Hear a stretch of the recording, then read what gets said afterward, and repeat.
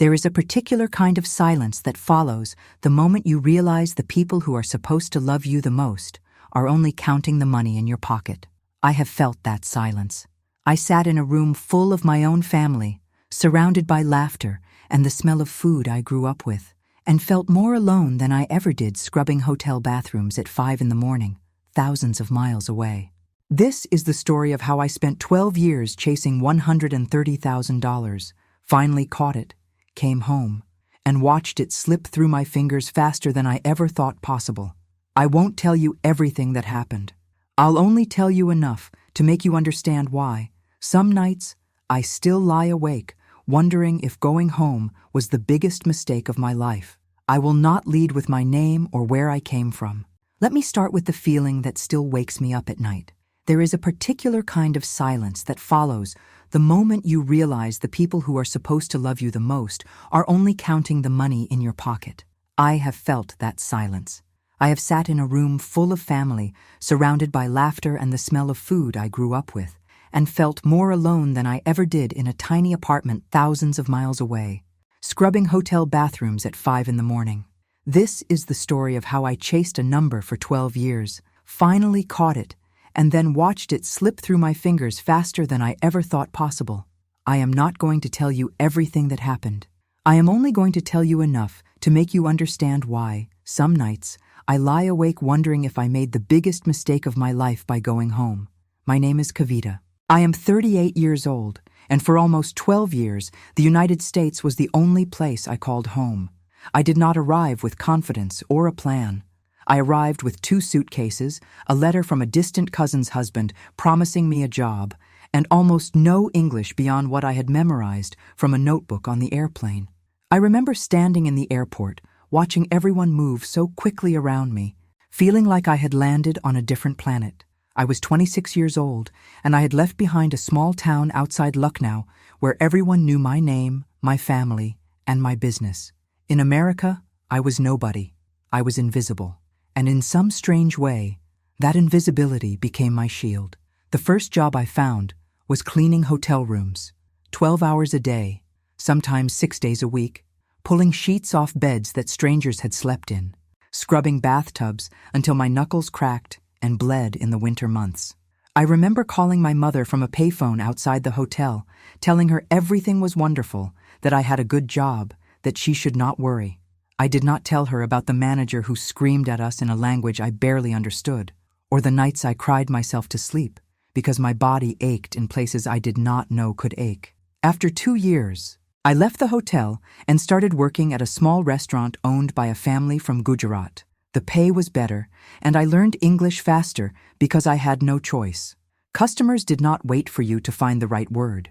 They wanted their food, their check, their change, and they wanted it now. I learned to smile through exhaustion. I learned to swallow insults disguised as jokes. I learned that some people would look at me, hear my accent, and decide instantly that I was less intelligent than them. I learned to prove them wrong with patience instead of anger, because anger never paid the bills.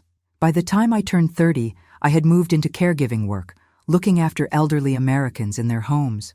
This was, strangely, the gentlest period of my life in the United States. The elderly woman I cared for during those years, a widow named Eleanor, who had outlived 2 husbands and most of her friends, treated me with a kindness I had not expected. She taught me to read American newspapers. She told me stories about her own youth, about losing her husband too young, about the loneliness that comes with old age in a country that worships independence above everything else. In a strange way, caring for her healed something in me. I started to understand this country a little better. I started to understand that everyone, no matter where they come from, is carrying some kind of weight. But I never forgot why I had come. Every single dollar I earned, I divided into 2 parts in my mind. One part was for surviving, rent in a shared apartment with 3 other women, food, transportation, the occasional phone card to call home. The other part was untouchable. That part went straight into a savings account I rarely looked at, because looking at it too often made me want to spend it. I lived like someone who had nothing, even when I started earning enough to live comfortably. I wore the same 5 outfits in rotation for years. I did not own a car until my 9th year in America. I said no to vacations, no to restaurants, no to anything that was not absolutely necessary. People around me sometimes asked why I lived so carefully. Coworkers would invite me to dinners, to weekend trips, to small celebrations, and I would politely decline almost every time. I remember one woman at the restaurant, a server from Mexico named Rosa, who once asked me directly, "Kavita, what are you saving for? You are always working, never enjoying." I told her the truth. I was saving for my parents. I was saving to walk back into my childhood home one day and tell them they never had to worry about money again. Rosa smiled at me with something between admiration and pity and said, "I hope it is worth it." At the time, I did not understand why she said it like that. Now, I think about her words more than almost anything else from those years. My parents were not wealthy people. My father had worked as a clerk for most of his life, and my mother had never worked outside the home, dedicating herself entirely to raising my brothers and me. By the time I left for America, my father's health had already started declining, though none of us wanted to admit it out loud. Every phone call home reminded me of small things that were falling apart: a leaking roof, a medical test they were postponing because of the cost, a wedding in the extended family that my parents felt embarrassed attending because they could not afford a proper gift.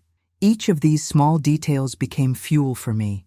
I told myself, one day, none of this will matter anymore. One day, I will fix all of it. Years passed in a blur of work, sleep, and quiet sacrifice. I watched younger immigrants arrive with more confidence than I ever had, watched some of them struggle and others thrive, watched friendships form and dissolve as people moved to different states, chasing better opportunities. I stayed mostly still, anchored to my plan. I changed apartments only when absolutely necessary. I changed jobs only when the new position paid significantly more. Every major decision in my life during those 12 years was filtered through a single question: will this bring me closer to going home with enough money to change everything?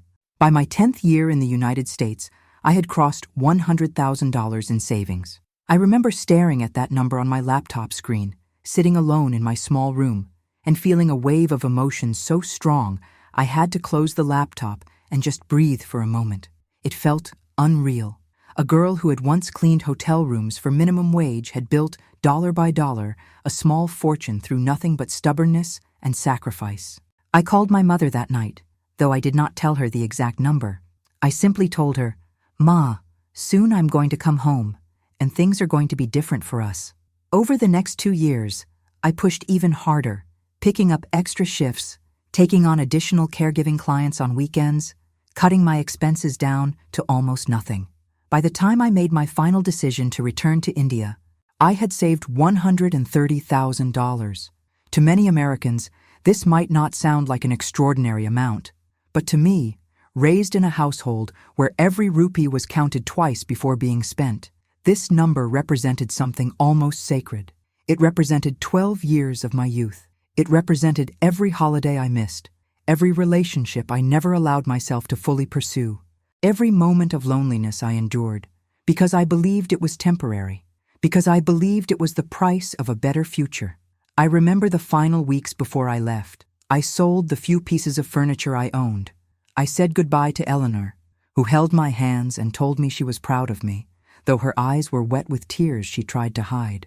I said goodbye to Rosa, who hugged me tightly and whispered, "Don't forget what made you strong here."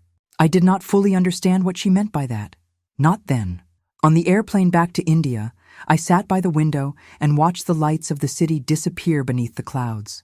I felt something I had not allowed myself to feel in 12 years. Pure, uncomplicated happiness. I believed with my whole heart that I was flying toward the best chapter of my life. I believed I had already survived the hardest part. I had no idea that the real test of everything I had built was only about to begin. The plane landed in Lucknow on a humid morning in late August, and as the wheels touched the ground, the entire cabin erupted in a kind of applause that always happens on flights returning home. I cried without even trying to stop myself. 12 years compressed into one single moment, into the smell of diesel and dust and frying spices that hit me the second the airport doors opened. My father was waiting outside, leaning slightly on a cane I had not known he needed, and my mother stood beside him in a faded green sari, both of them scanning the crowd until their eyes found mine. I do not have the words to describe what it felt like to hug them again after over a decade. My father, always a quiet man, simply held on to me and said nothing for almost a full minute. My mother cried loudly, the way only mothers can, unembarrassed and unguarded, telling everyone nearby that her daughter had come home from America. The drive to my childhood home took less than 30 minutes, but it felt like traveling through a different century. The town had changed in ways both subtle and dramatic. New buildings had risen where empty fields once stood. Roads I remembered as dirt paths were now paved, though poorly, and yet so much remained exactly as I had left it. The same narrow lane leading to our house, the same old neem tree at the corner, the same neighbors sitting outside their doors in the late morning heat, watching everyone who passed by with open curiosity. When we arrived at the house, I felt a tightness in my chest. The walls were cracked in places I remembered being smooth. The roof, which my mother had mentioned leaking during monsoon season, showed clear water damage along one corner. The house looked smaller than I remembered, and tired, the way a person looks tired after carrying too much for too long. I made a silent promise to myself standing in that doorway. Whatever it cost, I was going to fix this house, fix their lives. Give them back some of the dignity that years of financial struggle had quietly stripped away. The first month was, without exaggeration, the happiest period of my entire life. I hired contractors within the first week and oversaw the renovation of the house personally, choosing better tiles, fixing the roof, installing a proper water heater so my parents would no longer have to boil water on cold mornings. I took my father to the best specialists in the city for the heart condition he had been quietly managing without proper treatment for years. I bought my mother her first real gold jewelry since her wedding day, watching her hands tremble as she held the small box, insisting through tears that I had spent too much, while her eyes told a different story entirely. I remember one evening sitting on the newly repaired terrace with both of my parents, drinking chai as the sun set over the rooftops of the neighborhood. My father turned to me and said, in his quiet, measured way, "You have given us back 15 years we thought we had already lost." I do not think I have ever felt prouder of anything in my entire life. Every 12-hour shift, every missed holiday, every lonely night in that small shared apartment in America suddenly felt completely justified. If someone had asked me in that moment whether it was all worth it, I would have answered without a single second of hesitation. Yes, 1,000 times yes. But word travels fast in small towns, and faster still within families. It started subtly enough that I did not even notice the shift at first. Relatives I had not heard from in years began calling to congratulate me on my return, asking polite questions about America, about my life there, slowly steering the conversation toward how successful I must have become. My eldest brother, a man I had always respected for his steadiness, was the first to ask directly. He came to the house one afternoon while my parents were resting, sat across from me at the kitchen table, and after several minutes of small talk, told me he was in serious debt. A business loan had gone wrong. The interest was accumulating faster than he could manage. He needed, he said, just enough to clear the immediate pressure, and he would repay every rupee within a year. I did not hesitate. He was my brother. I had grown up sharing a room with him, had watched him struggle quietly for years while I was away building my own future. I gave him the money without asking too many questions, because asking questions felt like an insult to the bond we shared. 2 weeks later, my second brother arrived with a different request. He wanted to purchase a small plot of land before prices increased further. An investment, he explained, that would secure his children's future. He spoke with such confidence and clarity that it was difficult to say no. I told myself that helping my brothers build stability was exactly the kind of legacy my years of sacrifice were meant to create. I transferred the money within days. Then came my niece, the eldest daughter of my sister, asking for help with university tuition fees that had unexpectedly increased.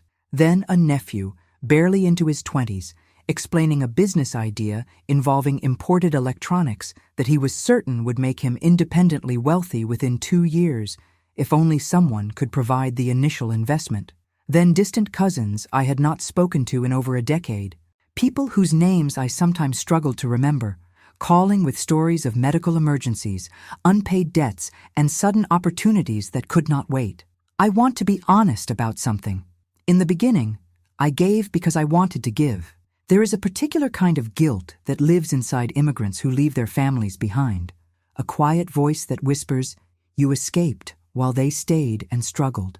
Helping my relatives felt like silencing that voice, like proving that my years away had not made me selfish or distant, but had instead given me the power to lift others up. Every time I said yes, I felt closer to the family I had been separated from for so long. But the requests did not slow down. If anything, they multiplied. I began noticing a pattern in how people approached me.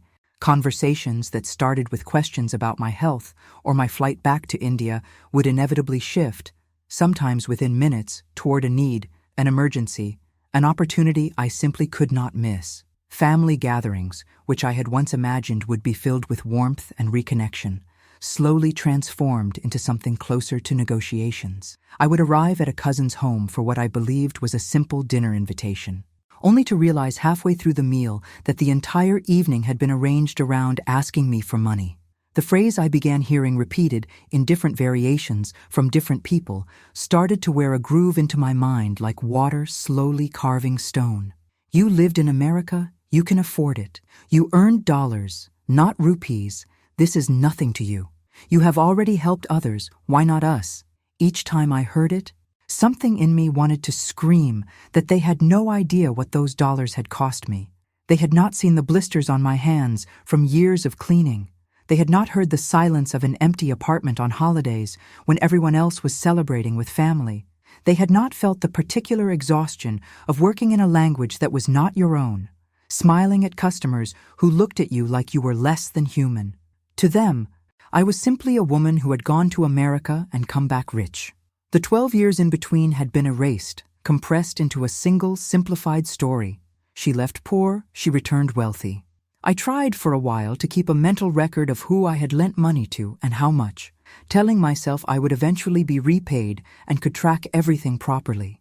But the requests came faster than I could organize them, and saying no, even briefly, even to think things through, was met with hurt expressions and accusations that I had changed, that America had made me cold, that I had forgotten where I came from. By the 3rd month after my return, I realized with a quiet, creeping horror that nearly $40,000 of my savings had already been distributed among relatives. Almost none of it returned. Almost none of it discussed again, unless I brought it up myself. And even then, met only with vague promises and uncomfortable silence. I told myself this was simply the cost of coming home, the price of being part of a family again after so many years away. I did not yet understand that this was only the beginning of how much more I would lose. A turning point came on an afternoon I will never forget, though at the time it felt like just another ordinary conversation over tea. My cousin Devendra, a man I had always considered ambitious in the best sense of the word, came to visit with an idea that immediately captured my attention. He wanted to open a small cafe in a developing part of the city, somewhere close to a new university campus that was attracting students and young professionals from across the region. He spoke with such detail and conviction that I found myself nodding along, picturing the polished counters, the smell of fresh coffee, the kind of modern, welcoming space that did not yet exist in our town. He explained that he had already worked in a similar business years earlier, that he understood the margins, the suppliers, the daily operations.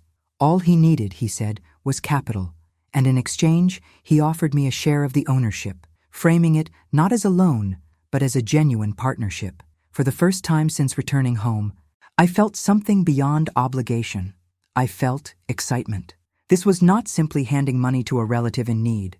This was an investment, a chance to build something tangible with my savings, rather than watching it disappear into debts I would never see repaid. I told myself that this decision was different, smarter, more deliberate than the loans I had been giving away so freely. I agreed to invest $60,000 into the cafe, the largest single amount I had spent since arriving back in India. The opening month was filled with genuine hope. I visited the small space during its construction, watched the counters being installed, helped choose the paint color for the walls. a soft, warm cream that Devendra insisted would feel inviting to students studying for long hours. On opening day, the cafe was full, friends and family arriving to show support. The energy in the room reminding me of the kind of optimism I had not felt in years. For a brief period, I allowed myself to believe that everything was finally falling into place, that my years of sacrifice in America had led me here, to this moment of building something lasting with people I loved. But within a few months, cracks began to show. Devendra, despite his confidence, had little real experience managing the day-to-day pressures of running a business. Suppliers were paid late. Staff turnover became constant as employees grew frustrated with inconsistent wages. The location, which had seemed promising during the planning stage, turned out to be less accessible than anticipated, with limited parking discouraging many potential customers. I began noticing discrepancies in the basic financial records he occasionally shared with me, numbers that did not add up, expenses that seemed inflated, revenue figures that shifted depending on who was asking. When I tried to raise these concerns directly, Devendra grew defensive, accusing me of not trusting him, of behaving like an outsider who did not understand how business worked in India, of forgetting that we were family, not corporate partners requiring formal accountability. Each conversation about the cafe's struggles ended not with solutions, but with emotional appeals about loyalty and trust. I found myself in an impossible position, questioning a man my entire family respected, risking yet another fracture in relationships I had only recently begun rebuilding, or staying silent and watching my investment slowly erode. I chose silence for too long. Less than a year after it opened, the cafe closed its doors permanently, drowning in debts that, as the primary investor, ultimately became mine to absorb. The equipment was sold for a fraction of what it had cost. The space sat empty for months afterward, a quiet monument to everything I had lost. By this point, between the loans I had extended to relatives and the money swallowed by the failed cafe, I had lost more than $100,000 of the $130,000 I had worked 12 years to save. I want to pause here and describe what that realization felt like, because numbers alone cannot capture it. It was not simply financial loss. It was the slow unraveling of an identity I had built for myself over more than a decade, the identity of someone disciplined, someone strong, someone who had triumphed over enormous odds through sheer willpower. Staring at what remained of my savings, I felt something close to grief, as though a part of myself, the part defined by struggle and eventual success, had quietly died. What hurt even more than the financial loss was what happened next within my family. Word spread, as it always does in small communities, that my savings had been significantly depleted. Rather than sympathy, what I encountered instead was a strange mixture of disappointment and distance. Relatives who had once called frequently, eager for updates, eager for assistance, slowly stopped reaching out altogether. Conversations became shorter, more formal. Invitations to family gatherings grew less frequent, as though my usefulness had quietly expired alongside my bank balance. My eldest brother, the same man whose debt I had cleared without hesitation months earlier, made a comment during a family dinner that has stayed with me ever since. Speaking to another relative, not realizing or perhaps not caring that I was within earshot, he said that I had always been somewhat careless with money, that perhaps America had given me more confidence than wisdom. The words stung in a way that is difficult to fully articulate. After everything I had given, after years of sacrifice that had directly funded his own relief from debt, I was being quietly recast as the architect of my own misfortune, rather than someone who had been repeatedly asked, expected, and in many ways pressured to give beyond what was reasonable. I began to understand something painful during those months. Many people in my family had not seen me as a person who had endured tremendous hardship to build something meaningful.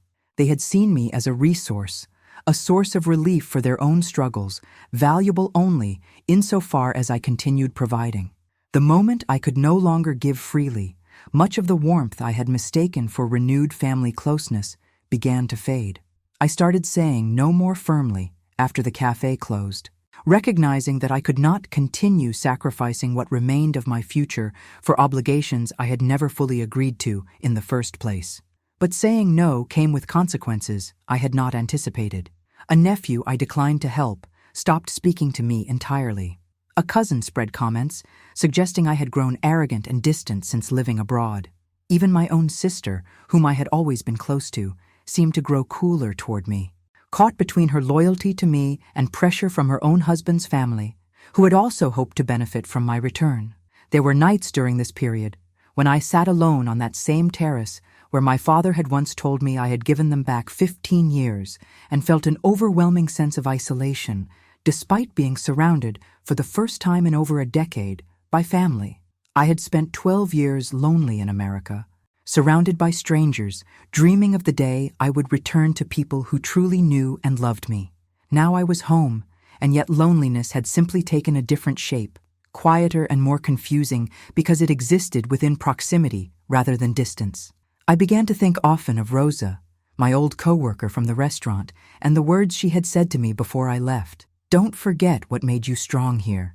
At the time, I had not understood what she meant. Now, sitting in the country I had sacrificed everything to return to, I finally did. The strength I had built in America had not come from the money I saved. It had come from learning to set boundaries, to say no when necessary, to protect my own well-being even while working incredibly hard for others. Somewhere in the relief and excitement of coming home, I had forgotten that strength entirely, replacing it with an old, familiar instinct to please everyone around me, regardless of the cost to myself. By the end of that difficult year, I had not only lost the majority of my savings, but I had also lost a version of the homecoming I had spent over a decade imagining. The house was renovated. My parents were healthier and more comfortable than they had been in years. That part of my dream had genuinely come true, and I do not regret it for a single moment. But the broader vision I had carried, of returning to a family that would simply celebrate my presence rather than calculate my usefulness, had quietly collapsed beneath the weight of unmet expectations on both sides. The morning everything truly shifted for me was unremarkable on the surface.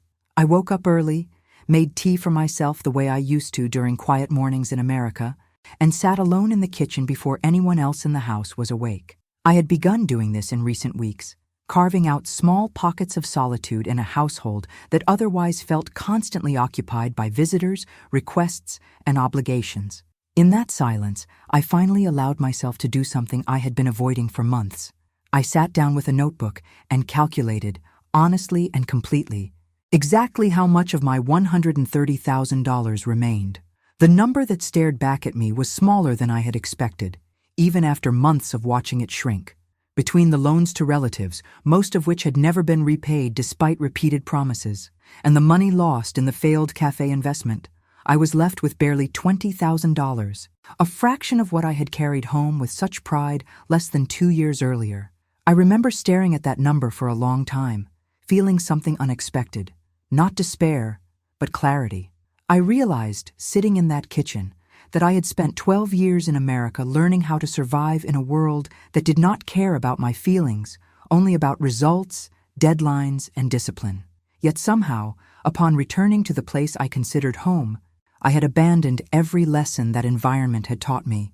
I had allowed guilt to override judgment. I had confused generosity with obligation. I had mistaken the approval of relatives for genuine love, when in many cases it had simply been a transaction wearing the costume of family loyalty. That morning marked the beginning of a different chapter, one defined not by reckless giving or naive trust, but by deliberate, sometimes uncomfortable boundaries. I began speaking with a financial advisor in the city, someone who helped me understand, in painfully clear terms, exactly how poorly I had managed the remainder of my savings. Together, we built a modest plan to protect what little remained, focusing on stability rather than further risk. I returned to work, this time within India, using the language skills and professional experience I had gained in America to secure a position at an international company with offices in my city, a job that paid significantly better than anything available to me before I had left for the United States all those years ago. Rebuilding relationships with my family required an entirely different kind of effort.